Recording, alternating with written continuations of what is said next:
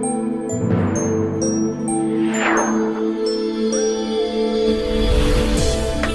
tiba saatnya kita nikmati bersama karya untuk Indonesia, tujuan belanja untuk keluarga. Ini hadir lebih dekat, melayani masyarakat dengan harga bersahabat, pilihan yang tepat untuk kita semua. 212 Mart telah hadir untuk umat. 212 Mart belanja jadi nikmat, berbasis syariah, belanja lebih berkah. 212 Mart. Assalamualaikum warahmatullahi wabarakatuh. Saya Nugraha Purnama Ramadan. Di sini saya akan menjelaskan sejarah singkat koperasi. Di Indonesia, koperasi telah dikenal lebih dari setengah abad yang lalu. Dan pastinya koperasi yang berdiri pada suatu itu telah mengalami pasang surut dalam kehidupannya. Koperasi diperkenalkan di Indonesia oleh R. Arya Wardiataja di Purwakarta, Jawa Tengah pada tahun 1896. Dia mendirikan koperasi kredit dengan tujuan membantu rakyat terjerat hutang dengan rentenir. Pertumbuhan koperasi di Indonesia dimulai dari sejak tahun 1896 yang selanjutnya berkembang dari waktu ke waktu sampai sekarang, sampai saat ini. Serba usaha.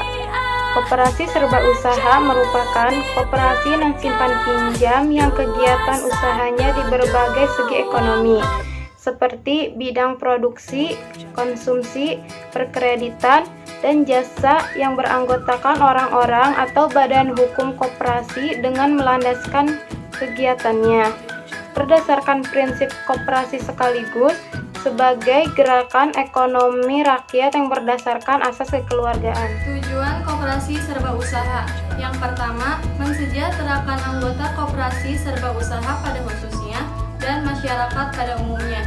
Yang kedua, dapat membangun tatanan perekonomian untuk mewujudkan masyarakat lebih maju, adil, dan makmur. Yang ketiga, dapat meningkatkan pendapatan dan mensejahterakan anggota koperasi. Yang keempat, memberikan pelayanan pinjaman dengan bunga yang murah, tepat, dan cepat, serta mendidik anggota untuk dapat menggunakan uang dengan bijaksana dan produktif. Yang kelima, memenuhi kebutuhan sehari-hari dan perkantoran anggota koperasi. Sumber modal koperasi serba usaha terdiri dari 4 sumber, yaitu simpanan pokok, simpanan wajib, dana cadangan, dan hibah. Simpanan pokok adalah sejumlah uang yang wajib dikeluarkan oleh anggota kepada koperasi pada saat masuk menjadi anggota koperasi. Simpanan pokok tidak dapat diambil kembali oleh orang yang bersangkutan pada saat masih menjadi anggota koperasi. Simpanan pokok jumlahnya sama untuk setiap anggota. Simpanan wajib. Simpanan wajib berbeda dengan simpanan pokok, yaitu jumlah simpanan tertentu yang harus dibayarkan oleh anggota kepada koperasi pada waktu dan kesempatan tertentu. Misalnya tiap bulan dengan jumlah simpanan yang sama untuk setiap bulannya.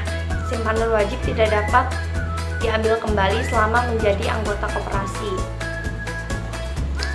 Dana cadangan. Dana cadangan adalah sejumlah uang yang diperoleh dari penyisihan sisa hasil usaha yang dimaksudkan untuk pemupukan modal sendiri, pembagian kepada anggota yang keluar dari keanggotaan koperasi, dan untuk penutupan kerugian koperasi apabila diperlukan. Hibah.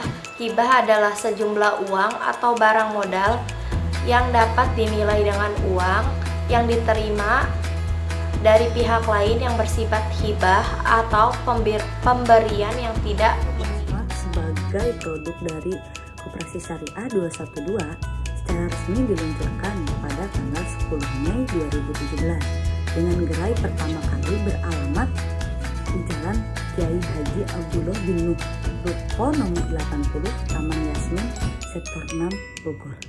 Visi dan misi dari Koperasi Syariah 212 MAD. Pertama, visinya adalah mampu menjadi 5 besar koperasi di Indonesia dari sisi jumlah anggota, penghimpun dana tabungan, jaringan, dan kekuatan investasi pada sektor-sektor produktif pilihan pada tahun 2015. Sedangkan untuk misinya adalah mengoptimalkan segenap potensi ekonomi umat, baik secara daya beli, produksi, distribusi, penumpukan modal, serta investasi dalam sektor-sektor produktif pilihan yang dijadikan secara berjamaah, profesional, dan amanah yang mampu mendatangkan kesejahteraan.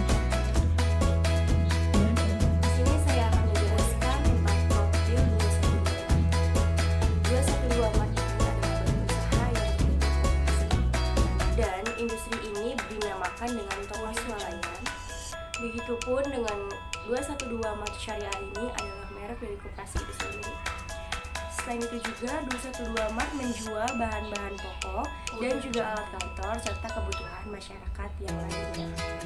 212 MAD ini tidak menjual rokok dan minuman keras lainnya serta zat berbahaya lainnya. Dan juga 212 MAD Syariah ini ketika jam waktu sholat mereka menutup tokonya lalu setelah selesai membukanya kembali. Toko tersebut atau koperasi tersebut buka pada pukul 7 pagi sampai dengan 10. Kendala dalam perkembangan koperasi. Kendala yang dihadapi ialah anggota koperasi yang jarang mengikuti rapat. Hal ini pun dapat menghambat berjalannya komunikasi antar anggota dan juga dapat mempersulit koperasi itu sendiri. Jika dilihat dari lokasi, tempatnya sudah strategis dan jika dikembangkan dapat memperbaiki ekonomi muslim. Inilah mengapa komunikasi dan anggota yang rajin sangat penting bagi anggota untuk kemajuan koperasi. Tujuan Koperasi Syariah 212 MAD.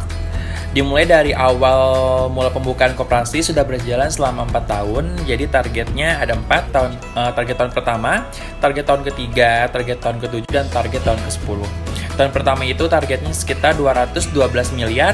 Target ketiga itu sekitar 2,12 triliun.